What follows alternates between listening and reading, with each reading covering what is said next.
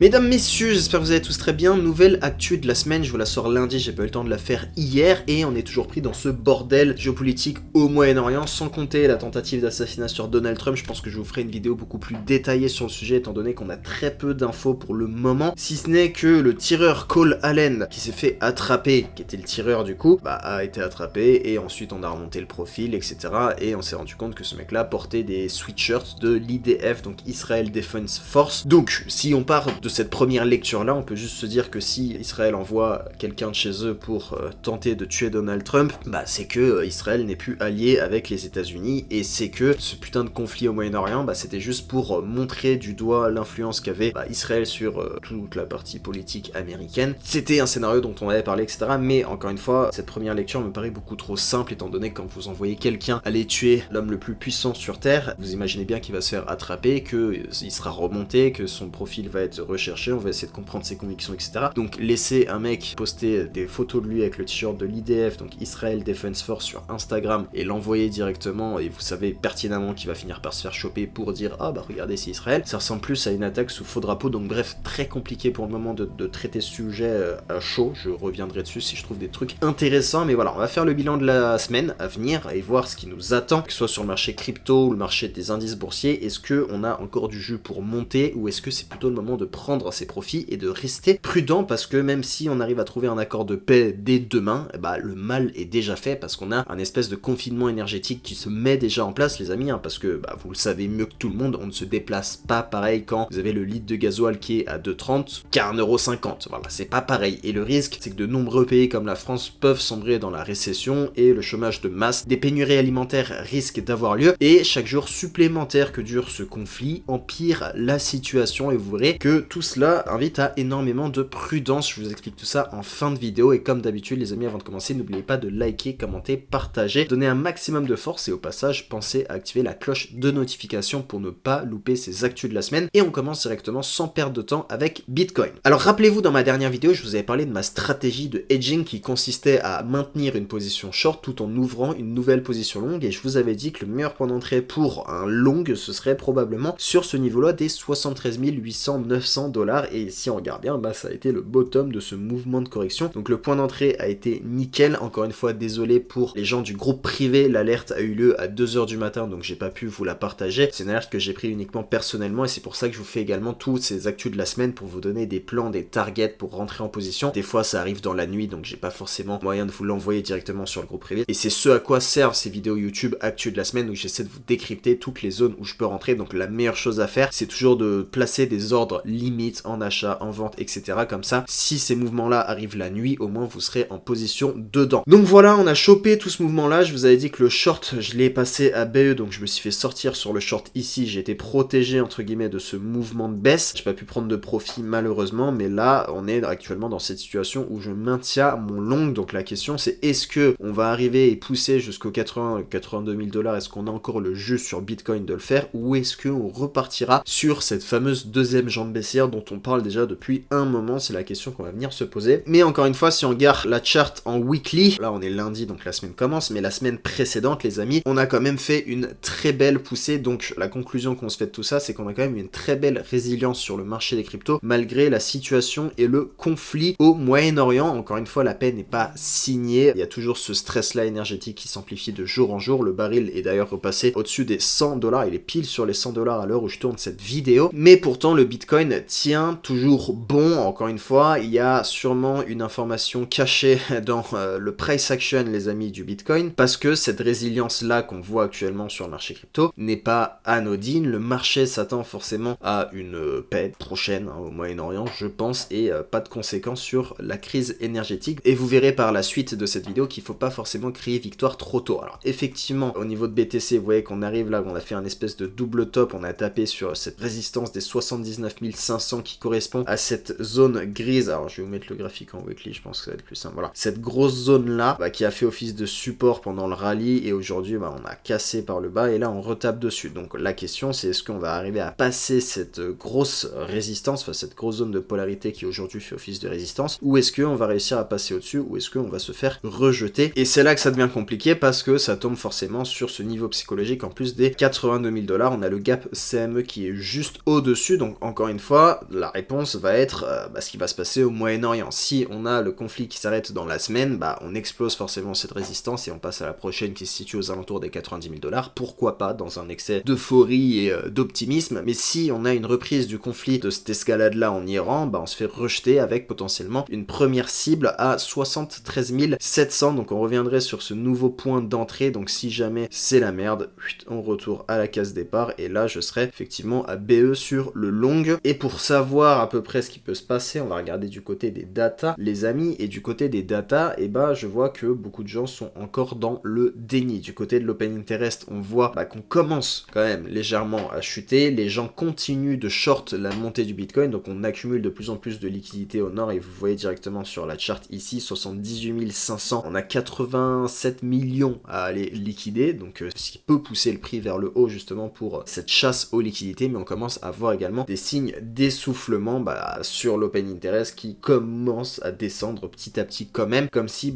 tous les traders à levier s'étaient fait pas mal lessiver. On voit qu'on a eu quand même pas mal de petits pics de liquidation, donc je sais pas vous, mais oui, moi je vous confirme en tout cas que trader dans ce genre de marché, dans ces conditions là, est vite éprouvant. Il y a beaucoup de gens en levier sur ce marché là, et quand le moindre tweet ou la moindre news peut amener une volatilité considérable sans prévenir, il faut bien s'accrocher. La bonne nouvelle, c'est que une bonne partie d'ailleurs de la hausse du BTC a été due à des achats spot, donc qui viennent depuis le début du conflit, donc 6 jours positifs d'affilée sur les inflows, sur les ETF Bitcoin, donc encore une fois, on a de bonnes journées, il y a de gros acteurs derrière, vous le savez, donc c'est pas un marché qui est uniquement drivé par l'effet de levier en ce moment sur Bitcoin, donc c'est une hausse qui est plutôt saine, donc c'est ça qui me fait dire qu'on a possiblement encore un peu de jus pour aller chercher ce fameux gap CME sur Bitcoin aux alentours des 80-82 000 $, donc généralement quand vous avez un gap, on vient combler la moitié minimum, donc les 81 600 $ qui seront cette target sur ce long là. Donc si vous m'avez suivi sur ce long là de la dernière vidéo, alors je pense qu'il n'y en a pas énormément étant donné que c'est arrivé très tard la nuit, mais si vous êtes encore dedans, le mieux c'est de passer son trade à BE les amis, parce qu'on a un risque de retour vers cette zone là des 73 700, au pire on se fait sortir à BE, on perd pas d'argent, au mieux on commence à clôturer et déjà prendre un take profit 1 parce qu'on sait qu'on arrive sur une résistance et que c'est quand même compliqué, et on laissera courir le TP2 jusqu'aux 81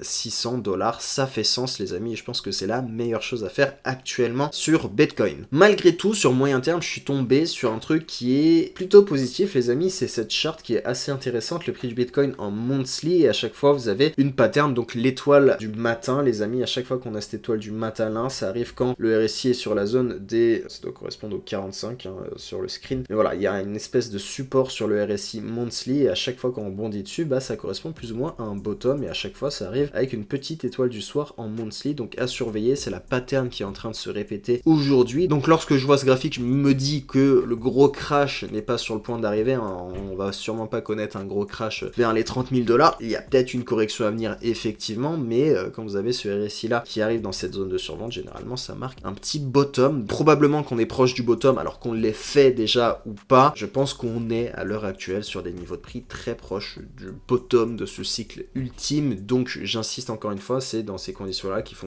continuer d'intensifier son DCA si on croit en l'avenir des cryptos, et quand je vois les news qui sont tombées la semaine dernière, les amis, ça reste positif. Quand je vois l'armée américaine ici qui fait fonctionner son propre nœud sur Bitcoin, c'est que c'est pas un simple joujou pour essayer de gambler désespérément, c'est qu'il y a des choses qui sont en train de se passer, des choses qui sont vraiment concrètes, et encore une fois, bien sûr qu'il y a des hacks, il y a des protocoles douteux, la DeFi, on l'a vu récemment avec AAVE, ce qui s'est passé dessus, toutes ces conneries-là, ça ralentit un peu l'adoption, mais la technologie Bitcoin, elle continue de s'améliorer sans cesse, les fondamentaux de Bitcoin n'ont jamais bougé, et la crypto risque d'être vraiment une belle partie prenante du prochain système financier, donc pour le coup, je pense que un prochain cycle aura lieu, viendra comme à chaque fois, et dans cette logique-là, je préfère quand même acheter plus proche du bottom que plus loin, même si je garde en tête que possiblement plus tard dans l'année, on repartira un peu plus bas. Mais voilà, côté on-chain les amis, pareil, il y a des datas intéressantes quand vous regardez le Bitcoin Sharp Ratio en short terme. Alors cet indicateur-là, il va mesurer combien de rendement Bitcoin génère par rapport au risque pris. Donc en gros, plus il est élevé, plus le rendement compense bien la volatilité, mais plus il est faible, comme c'est le cas actuellement, là vous voyez qu'on est très proche du bottom, ça montre simplement que le Bitcoin aujourd'hui n'est pas attractif. Et c'est justement quand Bitcoin est le moins attractif qu'il a tendance à construire son bottom. Donc c'est important encore une fois de pas vouloir choper l'exact point le plus bas parce que on se brûle en faisant ça, vous le savez. Il faut entrer progressivement dans les bonnes fenêtres de tir, et je pense qu'en ce moment, depuis le début, je parle de DCA, de Bitcoin, de créer un compte OKX en spot, ce groupe spot, etc. que j'ai créé, je pense qu'on est toujours dans cette fenêtre de tir là, de continuer d'accumuler du Bitcoin en DCA, et que ça fait sens, mais ça se retournera forcément si on part sur cette dernière jambe baissière dans un horizon moyen terme dont on parle, donc ce fameux scénario, même avec la fin de la guerre, encore une fois, faudra être prudent, le dicton dit, acheter au son du canon et vendez au son du clairon, donc encore une fois, rentrer en position quand c'est la guerre, et vendez quand c'est la paix. Donc pour résumer ce qu'on vient de se dire là, je vois le BTC aller chercher cette target là, donc au niveau du gap CME, 81 600 $, si on est vraiment euphorique, on part sur un scénario de fin de guerre, de paix trouvée, etc., on pourrait potentiellement aller chercher les 87 dans ce scénario hyper optimiste. Moi ce que je vois c'est ça. Ensuite on irait se péter la gueule direction ce premier step, donc les 63 800 qui seront un premier point où je commencerai possiblement à chercher des longues et à recharger. Sinon si c'est vraiment la merde, encore une fois côté Macron, on pourrait aller chercher les 0,618 de la baisse qui se trouve aux alentours des 58 000 $ pour commencer pareil à rentrer en position. Donc je garde des liquidités au cas où pour cette dernière jambe baissière ici. Si la jambe est beaucoup plus violente, on ira chercher les 58 000, et le scénario vraiment catastrophe ce serait celui-là avec cette zone là, donc les 0,786 qui se trouvent aux alentours des 39 000 $. Très honnêtement je n'y crois pas une seule seconde, donc je garde des liquidités vraiment pour cette zone là au cas où, donc c'est la zone de rechargement. Donc premier step 63 800 $, deuxième step 57 800 $, et je pense que possiblement sur court terme là on pourrait aller chercher du 80 500, et si on est très euphorique du 87 000 $ qui correspondrait au yearly open, donc là on a ouvert le prix du Bitcoin au début d'année. Donc voilà, n'hésitez pas à me dire de votre côté ce que vous en pensez côté target, si jamais on repart sur une deuxième jambe baissière. Et on enchaîne avec le S&P côté indice boursier américain, le S&P qui est en train de nous faire une petite figure shortiste qui s'apparente au mégaphone, qui est comme ça. Donc la figure du mégaphone, encore une fois, c'est quand vous faites des plus hauts de plus en plus hauts, des plus bas de plus en plus bas, donc on commence à avoir de plus en plus de volatilité, et on peut s'attendre du coup à cette dernière jambe baissière sur le S&P qui commencerait à constituer un gros mouvement de baisse, et ça coïnciderait avec cette deuxième jambe baissière qu'on pourrait trouver sur BTC, donc ça m'étonnerait pas qu'on retrouve un S&P aux alentours des 6300 points également, donc ça ferait une jolie chute et potentiellement un joli short à prendre là. Alors moi je le prendrais pas en perso, mais surveillez quand même pour ceux que ça intéresse. Je vois très mal le marché perdre en ligne droite comme ça 10-15% sans facteur déclencheur comme une reprise de la guerre par exemple, et pour l'instant vous avez tous les indices qui poussent, qui font de nouveaux ATH de jour en jour, et l'argent rotationne actuellement entre la crypto, le marché des indices, sans forcément sortir du marché, parce que les investisseurs ne reviennent pas en cash en retirant les sous du marché. Donc le marché des indices boursiers pour l'instant joue clairement une fin rapide du conflit. Vous avez tous les traders institutionnels qui sont là à mettre de l'oseille sur le marché en mode ok ça y est c'est la fin, la paix va être signée, mais le marché des indices boursiers aux États-Unis est quand même retourné très rapidement dans cette zone de cupidité, parce qu'on approche quand même du mois de mai les amis, qui n'est généralement pas un très bon mois, et je pense qu'il va falloir faire preuve de prudence, prendre ses profits si vous êtes en position longue. J'ai du mal encore une fois à conseiller le DCA sur le S&P au vu des niveaux actuels, on est sur des ATH, donc Bitcoin aujourd'hui reste moins risqué à mes yeux, encore une fois chacun applique son plan, mais sur du DCA, commencer à DCA un actif qui est sur un ATH c'est très compliqué. Je suis moins confiant par rapport au S&P également, par rapport à tout ce qui est macroéconomie les amis, même en cas de paix, je vous l'ai dit, une reprise n'est pas assurée, il va falloir rester prudent. Quand on voit les conséquences de la crise pétrolière qui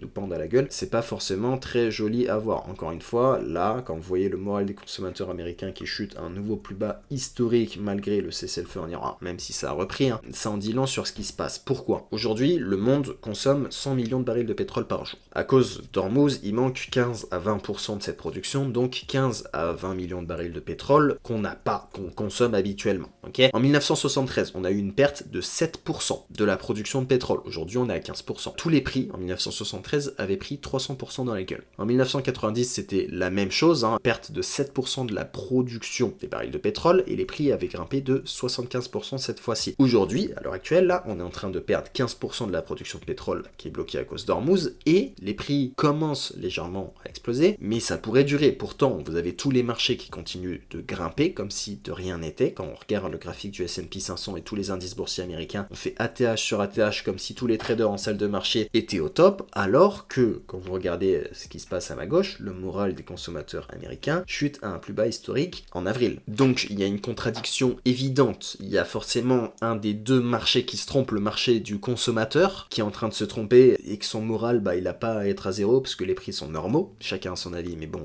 quand on voit les prix à la pompe, vous comprenez. Ou soit c'est tous les traders en salle de marché, donc les marchés de façon générale, qui sont en train de se tromper parce qu'ils sont en train de pricer une fin de conflit et une sortie de ce conflit-là comme si de rien n'était. Alors que l'histoire nous a montré juste avant que quand on a une perte de production de barils de pétrole, généralement,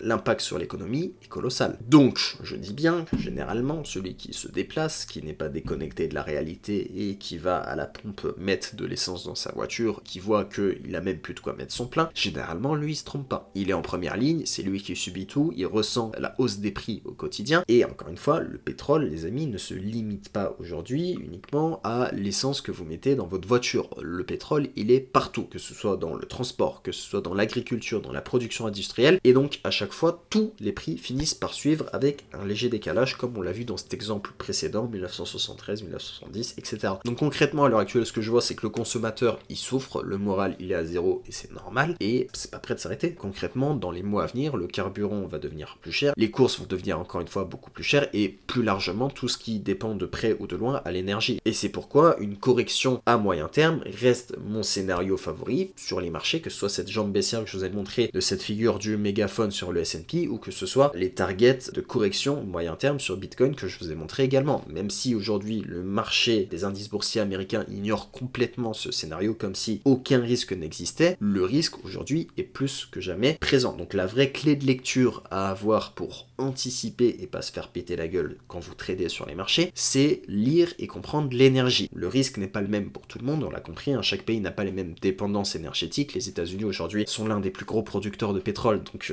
encore une fois il s'agit de pétrole léger qui s'utilise dans les voitures par exemple, c'est pour ça que les prix à la pompe chez eux est relativement maîtrisé, mais ils ont quand même besoin de pétrole lourd, donc ils doivent quand même importer le pétrole lourd même si ils ont le pétrole léger. Donc même les Américains eux aussi sont affectés hein, par ce qui est en train de se passer, l'augmentation des prix, etc. Sauf que eux arrivent à sortir plus de 13 millions de barils par jour, donc tout le secteur aujourd'hui pétrolier des États-Unis va énormément profiter de ça, et ça va compenser d'une manière ou d'une autre la hausse des prix aux States. C'est pas du tout la même configuration pour nous en Europe, en Chine également, vu qu'ils sont pas producteurs nets, la hausse des prix du pétrole a beaucoup plus d'effet sur les consommateurs là-bas, et leur dépendance est également beaucoup plus forte, donc les effets de sevrage vont l'être également. Et c'est là que ça m'inquiète, parce qu'il y a des spéculations autour de l'uranium enrichi iranien, une partie serait d'origine américaine, ce qui poserait de graves problèmes si c'était le cas. Mais vous l'avez compris, le facteur le plus important dans ce conflit, c'est l'énergie, pas seulement l'uranium, mais une guerre pour l'énergie dans toutes ses formes. C'est pas un hasard quand vous avez Donald Trump qui va aller capturer Maduro et s'emparer du pétrole vénézuélien juste avant d'aller attaquer l'Iran. Ils ont maintenant accès à du pétrole lourd, les Américains, c'est ce qui leur manquait. Et n'oublions pas que dans le contexte dans lequel on est quand même à un tournant civilisationnel entre tout ce qui est IA, robotique, etc. Je vous en parle pas mal, ça aussi dans mes vidéos short sur Instagram, TikTok, et que ces nouvelles technologies dépendent énormément de l'énergie pour fonctionner. Donc l'IA, plus vous allez l'alimenter, plus elle est capable de vous faire des dingueries, c'est comme ça que ça fonctionne, et ce repositionnement stratégique américain qu'on est en train de voir ne concerne pas uniquement le repositionnement des troupes militaires sur place. En bloquant le détroit d'Ormuz ou en le désorganisant, les Américains agissent indirectement sur l'économie européenne et sur l'économie chinoise, parce qu'on les oblige à aller acheter leur pétrole à des prix beaucoup plus élevés. C'est le cas de l'Europe, et à terme, la Chine également aura fini bientôt ses réserves stratégiques de pétrole, et la situation pourrait vite se compliquer. Donc, il y a peut-être un intérêt stratégique à ce que les prix du pétrole restent élevés pour les États-Unis, parce qu'ils vont souffrir, ils vont serrer les fesses aussi, mais ils auront plus le cardio que les Chinois et que les Européens. Donc si on a le prix du Brent qui reste aux alentours des $100 jusqu'à la fin de l'année, les Américains ne seront pas les premiers à tomber. Donc on pourrait très bien avoir un accord de paix qui est trouvé prochainement dans l'aspect de tout ce que vous voulez, mais le retour des flux normaux de marchandises prendra beaucoup plus de temps. Et je parle de marchandises, je parle d'énergie, etc. De situation normale retrouvée dans l'économie européenne et chinoise. Et ça, les amis, ça risque de piquer pour ceux qui ne comprennent pas actuellement ce qui est en train de se passer, même dans le scénario où on aurait la paix entre les États-Unis et l'Iran. Donc voilà les amis pour cette parenthèse de fin de cette vidéo. En attendant, la semaine en cours est très chargée niveau publication macro. On a le très attendu PCE qui arrive jeudi, donc ça mettra de la vapeur dans la machine. On a également l'évolution de l'inflation PCE month to month qui est attendue en baisse de 0,01%. Et si on n'atteint pas cette cible, il risque d'y avoir du mouvement sur le marché. Donc encore une fois, je surveille ça de très près. S'il y a des alertes à partager, je vous les partagerai encore une fois dans mon groupe privé Telegram. Vous pouvez directement vous inscrire avec notre partenaire OKX avec lequel vous pouvez aujourd'hui trader sur le marché futures. C'est régulé en en France et c'est un des premiers produits régulés d'OKX sur le marché perpétuel les amis. Donc encore une fois, tous ceux qui veulent rejoindre le groupe privé, n'hésitez pas, je vous mets le lien du groupe public directement dans la description de la vidéo. Voilà, c'est tout pour moi les amis, c'était Roro pour cette actu de la semaine. On se retrouve en fin de semaine pour aller débrief ce qui s'est passé cette semaine. Bisous à tous, ciao.